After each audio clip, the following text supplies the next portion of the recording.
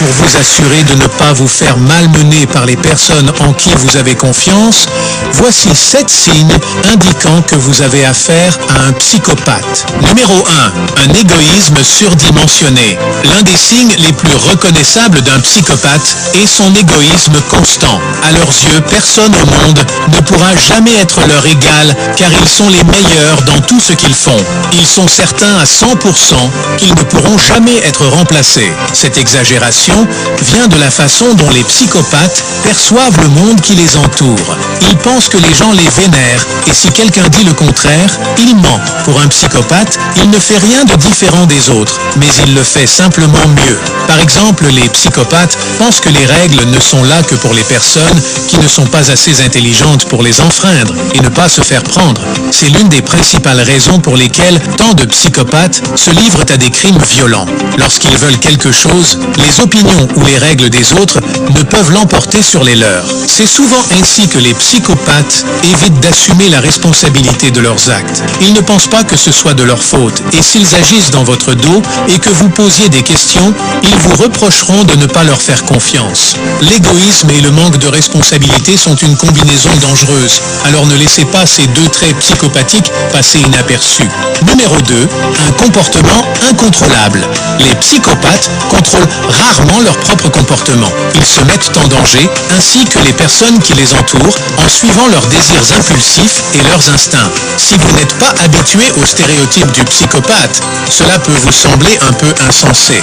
Ils planifient leurs crimes dans les moindres détails, s'assurant que rien ne se passe mal. Les psychopathes sont exceptionnellement rationnels, mais ils ont du mal à contrôler leur comportement. Ils sont sujets à des crises de colère et peuvent devenir soudainement violents. Une petite insulte pourrait briser leur ego, ce qui déclencherait leur caractère explosif. Lorsqu'ils sont en colère, les psychopathes arrêtent de penser à ce qu'ils font et se contentent de le faire. Avez-vous déjà remarqué que l'on observe souvent les comportements de nos amis? Alors si vous le faites, demandez-vous s'ils se contrôlent vraiment ou non.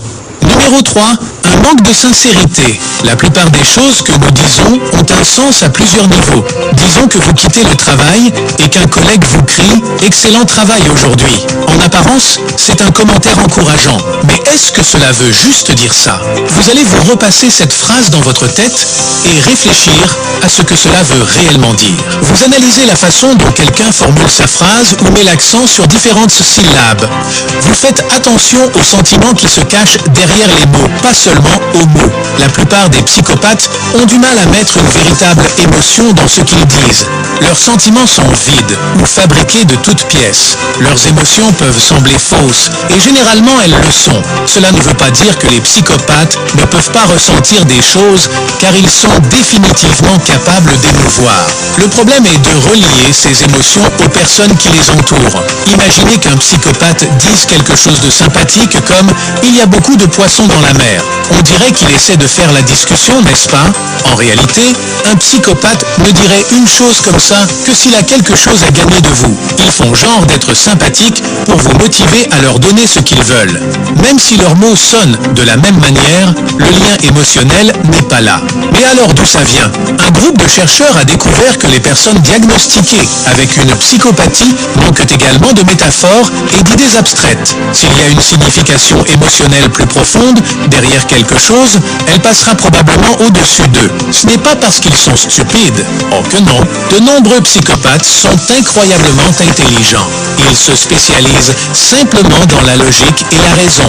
Ils sont habiles à manipuler des idées concrètes, mais deviennent floues lorsque les choses deviennent plus abstraites. Il s'avère que les psychologues ont effectivement constaté cette différence. Dans les années 1990, des chercheurs ont mesuré les réponses cérébrales de deux groupes de personnes, l'une souffrant de psychopathie et l'autre non. Les deux groupes ont vu une liste de différents types de mots. Certains étaient censés provoquer une réaction émotionnelle, tandis que d'autres étaient totalement neutres.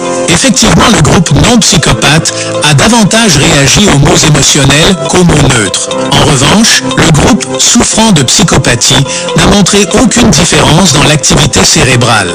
Cette étude a conclu que le manque de sincérité des psychopathes vient de ces différentes réponses neuronales. Ils ne saisiront pas, ne s'identifieront pas et ne s'intéresseront pas à cette signification plus profonde parce que leur cerveau ne fonctionne tout simplement pas de cette façon.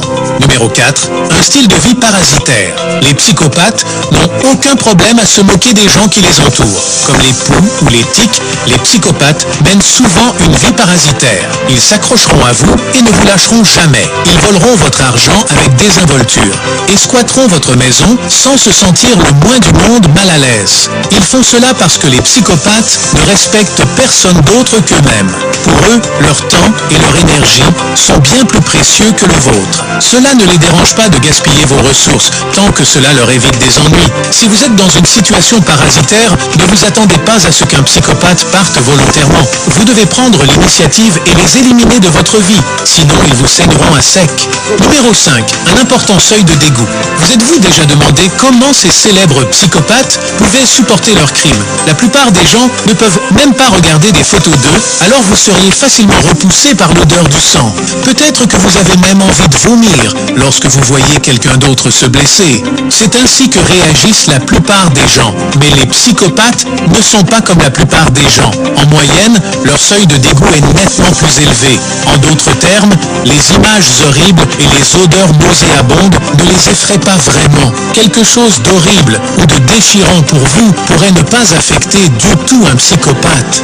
Les psychologues attribuent cette tolérance à leur manque d'investissement émotionnel envers les autres. Si quelqu'un ne se soucie vraiment pas de ce qui arrive aux autres, il se peut qu'il ne soit pas aussi sensible aux images et aux sons de la souffrance.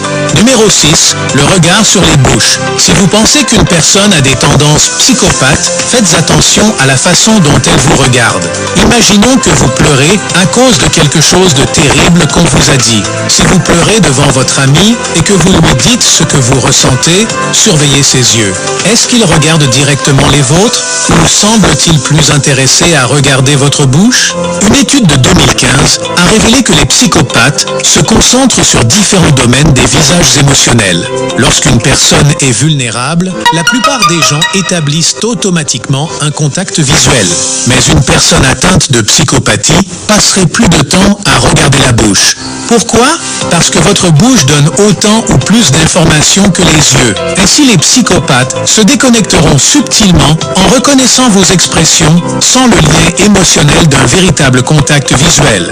Numéro 7. Une difficulté à repérer la détresse. Des recherches plus approfondies sur l'attention faciale ont révélé une autre faiblesse intéressante chez la plupart des psychopathes. Ils sont capables de tout détecter, du bonheur à la colère, mais il y a une émotion que les psychopathes remarquent rarement, la détresse. Selon une étude de 2018, les psychopathes ne peuvent pas dire quand une personne est vraiment bouleversée ou si elle fait simplement semblant. Ils sont beaucoup moins susceptibles de remarquer si quelqu'un éprouve une détresse émotionnelle plutôt que physique. Puisqu'ils ne peuvent pas traiter les expressions de détresse, les psychopathes font rarement quoi que ce soit pour les aider. Mais même s'ils parvenaient à faire la différence, les chercheurs ont trouvé une autre explication. La même étude a montré que les psychopathes ne se soucient pas vraiment de savoir si une personne est réellement en détresse.